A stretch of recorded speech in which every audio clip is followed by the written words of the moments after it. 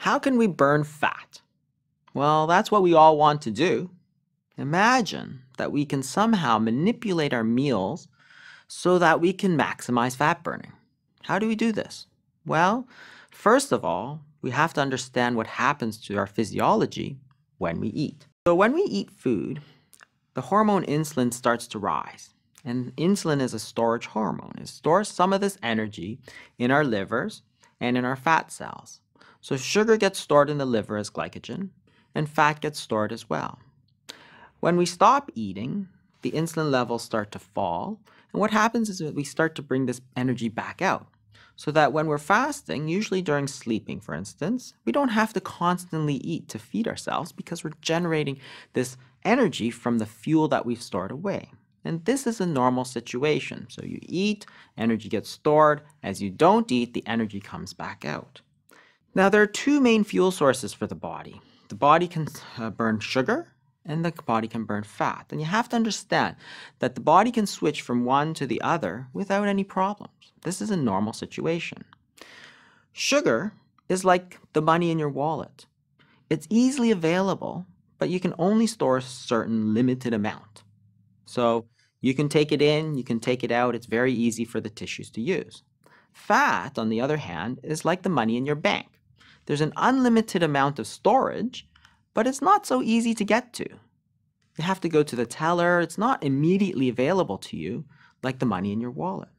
And this really explains partially why it's so hard to burn fat, because it's not that accessible to you. In fact, you can only get at it after you've burned through all the sugar, because your body is not going to bother of getting the energy from the fat when it has plenty of sugar. Let's look at what happens to the body when you start fasting. If you look at this graph, what it shows you is that where the body is getting its energy from. That's the oxidation rate on the left-hand side. So immediately when you stop eating, what you see is that the body is deriving most of its energy from carbohydrates. That's sugar. And the immediate part after fasting, you can see that most of the energy is still derived from sugar. But after about 24 hours or so, those stores start to run out. The glycogen, which is the stored sugar, is starting to run out. And as you stop getting energy from your sugar, then you can see the green line, which is the fat burning, starts to ramp up. What you see in essence is a switch here from burning sugar to burning fat. At no time do you see the protein really become a major problem. We're not burning protein for fuel. Protein is what we want our muscles, our tissues to be made out of. It's important. And you see that the body conserves the protein through the entire process. We're not burning muscle, we're burning fat. So what we're really talking about is how to switch over from burning sugar to burning fat. How do you do this? Well, a low carbohydrate, high fat diet is going to prevent the sugar from being stored in the first place. So if there's no sugar being stored, your body is naturally going to be able to go to the fat. But what happens if you have a lot of sugar stored already? Well, fasting is a great way to burn down all this sugar. Once you burn down all this sugar, then you can start burning fat. You want to start fasting? That's terrific. In this short video, I'll tell you everything you need to know to get started. It's terrifically simple. Almost everybody can benefit from fasting, but there are a few exceptions. It's not recommended for children, pregnant or breastfeeding women, those severely underweight or malnourished should not fast.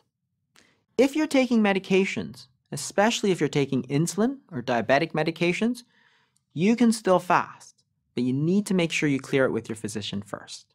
And that's it. Everybody else can get started right away. There's lots of different ways to fast, but here's the best way to get started. This is the 24-hour fasting period from dinner on day 1 to dinner on day 2. So after you finish your dinner, don't eat anything else, no snacks, just go to sleep. And start the next morning with a glass of cold water or a nice cup of hot coffee. And then go to work and pretend like nothing's happening. At lunchtime, you might get hungry. You gotta expect that, but it does get easier with time. You might want to get some green tea or coffee. By the time you finish it, the hunger will have passed. If colleagues ask you out to lunch, well, you can just tell them that you're working And you can join them tomorrow. Or you can join them for a coffee break. That's fine. Stay busy throughout the day and plan your fasting days for your busiest days at work. It really helps pass the time. When you get home, start preparing dinner and avoid the temptation to eat a little something first.